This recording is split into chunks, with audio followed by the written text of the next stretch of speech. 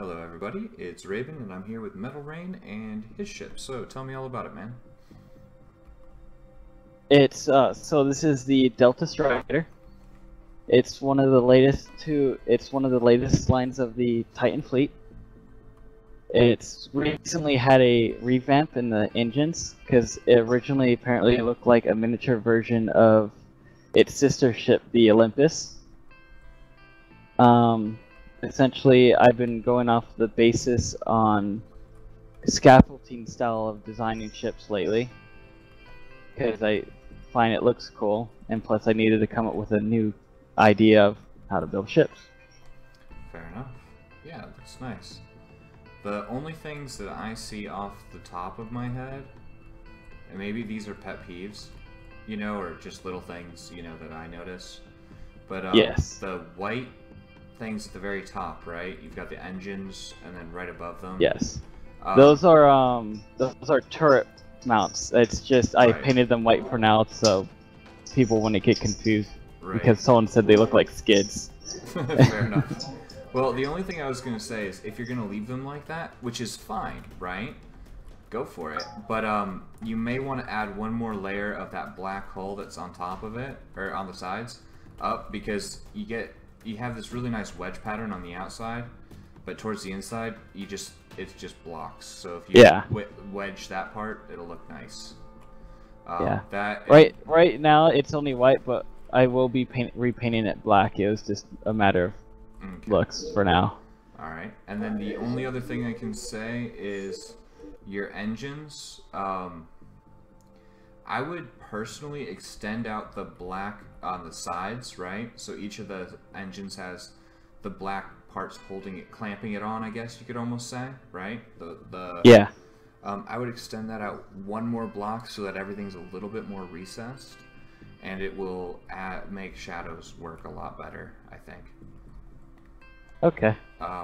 Literally just one block, but I think it might make a little bit more of a difference for you. I think it could end up helping a bit.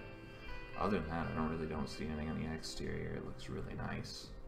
Yeah, there's a lot. I put a lot of detail in this ship. It's even got a what is it called?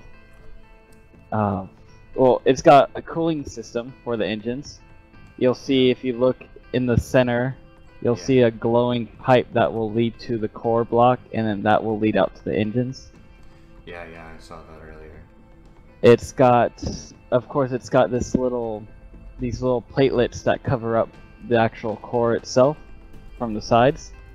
Yep. I wanted it to be as rigid as possible, but still give like a little neat look. Yeah, that really does do that pretty well. It Yeah. looks nice. It's got a couple of instruments actually built in that you can see, like it's got a little spooling system, which is part of the cooling system.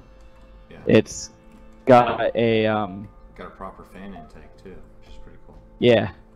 All right. It's got a bunch of other stuff too. It's pretty neat. All right, so I'm in build mode right now, and I'm in the core. So if I go forward and up that hallway, what do we got up here?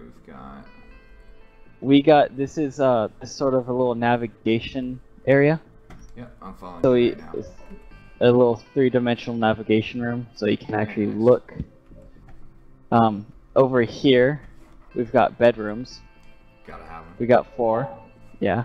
Yeah, it looks about. And like for what I got long-range on missions, my for long-range missions, we actually have cryo tubes for the crew. Nice. In case, you know. Yeah. And of course a little kitchen over here as well.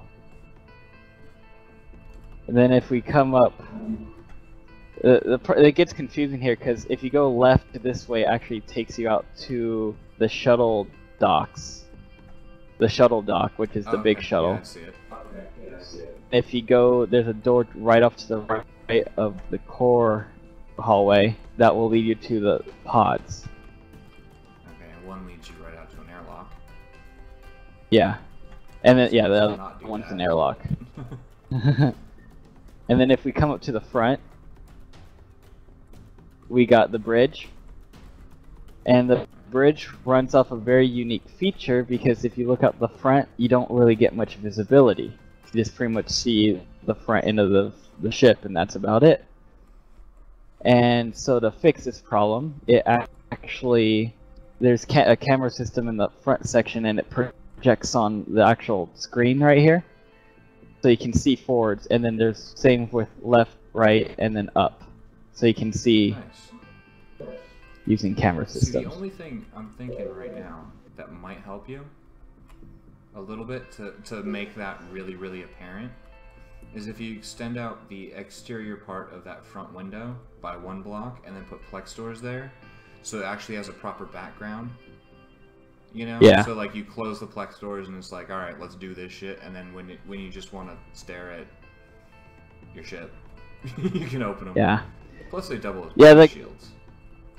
Yeah, the glass, it was kind of a last second thing, because originally it was going to be fully enclosed and not look out, because I was going to use the glitch with ice. Yeah. Where you can see through it.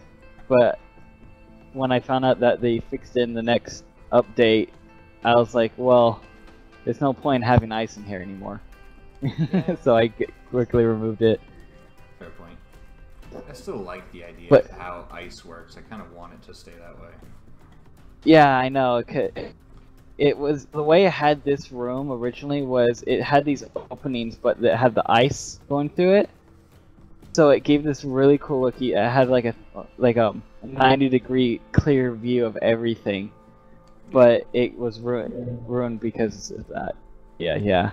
It happens. What are you gonna do? Yeah. Also, what's impressive is I actually have a lore behind my ships. Because if you ever notice, my ships now have these large crystal-shaped objects on them. This one has one underneath the cowling below the core.